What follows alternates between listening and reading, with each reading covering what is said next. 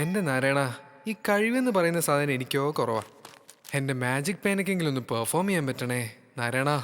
നിന്റെ നാമത്തിൽ തന്നെ ഞാനിത് ഉദ്ഘാടനം ചെയ്യട്ടെ. ഏ എന്റെ നാരായണ, എന്റെ മാജിക് പേന നീ ഭസ്മാക്കിയോ? ഏ? എടി പാറു, എന്താടാ പേടിച്ചു പോയല്ലോ? അഡ്രസ് ചെയ്ത് നിനക്ക് എന്റെ പേനയെ കണ്ടുള്ളൂ.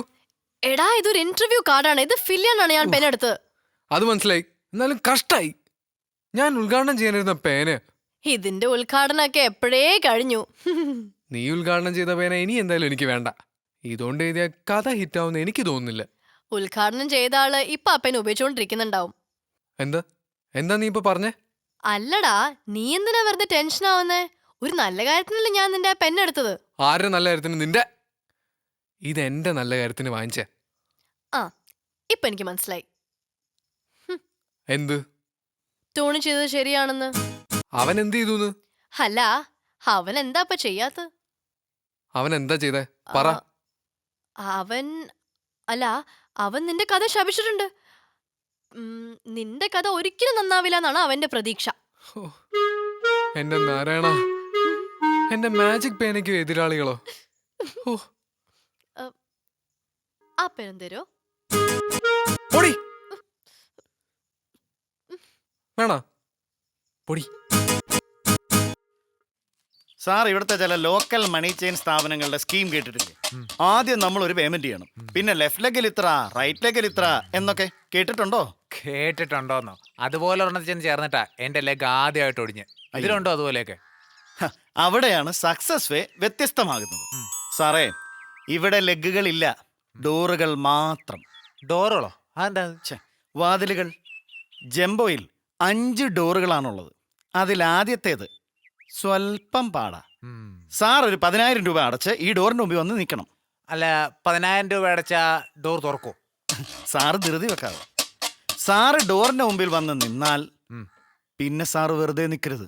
ഉടനെ തന്നെ ഓടിപ്പോയി 2 പേരെ പിടിച്ച് ഡോറിന്റെ മുമ്പിൽ കൊണ്ട് നിർത്തിയിട്ട് സാർ ഈ ഡോർ തുറന്ന് കയറി അങ്ങ് പോണം. അല്ല, ഇപ്പോ ഇവര് വരുന്നില്ലേ? എങ്ങോട്ട്? അകത്തേക്ക്. അതവര് വേറെ ആരെങ്കിലും 2 പേരെ ചേർത്തിട്ട് കയറി വന്നോളൂ. അവര് കയറി വരുന്ന അനുസരിച്ച് ഓട്ടോമാറ്റിക്കലി ബാക്കി 4 ഡോറും സാറിന്റെ മുമ്പിൽ തുറന്നു വരും. അപ്പൊ പിന്നെ ഓരോ ഡോറിന് കാശ് എത്ര വെച്ച് കിട്ടും? അത് പുറയുന്നുള്ള ഉന്ത് പോലെ ഇരിക്കും. നല്ല ഉന്താണെങ്കിൽ ഓരോ ഡോറിനും 5,000 വെച്ച് സാറിന് കിട്ടും. 5,000, 4 ഡോർ 20,000 രൂപ കിട്ടും. യെസ്. മാത്രമല്ല, please follow me. 5 door sir complete ചെയ്ത് കഴിഞ്ഞാൽ ഒരു 50,000 രൂപ സാറിന്റെ കയ്യിലോട്ട് കമ്പനി തരും. ലോണാണോ ഇനി? ഫ്രീ ആയിട്ട്, ചുമ്മാ നമ്മുടെ സക്സസ് വേയുടെ ഒരു സന്തോഷത്തിന്. അല്ല, ഈ 50,000 രൂപ തന്നു കഴിഞ്ഞാ കളി കഴിഞ്ഞു? സാർ എന്താ കരുതിയത്?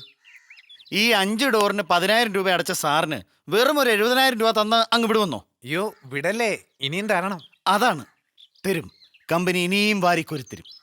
ആദ്യം കാറ്, പിന്നെ ഹോം അപ്ലയൻസസ്, മാസാമാസം ഗിഫ്റ്റുകൾ. വെറുതെ വീട്ടിലിരുന്ന് ഇതൊക്കെ റിസീവ് ചെയ്താൽ മതി. ഈ കമ്പനിക്ക് എന്താ പ്രാന്താണോ? ഏതായാലും സാറേ, നമുക്ക് ഡോറിന് മുമ്പിൽ ആരെയെങ്കിലും 2 പേരെ കൊണ്ട് നിർത്തണ്ടേ? അവസാനം കമ്പനിയുടെ ഷെയർ വരെ സാറിന് കിട്ടാനുള്ളതാ. അല്ല, അവസാനത്തിന്റെ അവസാനം ഷെയർ തന്നിട്ട് കമ്പനിന്റെ പേരിൽ അങ്ങനെ എഴുതി തരൂ? സംഭവിച്ചേക്കാം. സക്സസ് അല്ലേ സ്ഥാപനം. അപ്പോ ആദ്യം ഞാൻ എന്താ വേണ്ടത്? ആദ്യം സാറ് ഡോറിന് മുമ്പിൽ വന്ന് നിൽക്കണം, പിന്നെ വാതിൽ തുറക്കണം. ഓക്കെ, വാ പോവാം.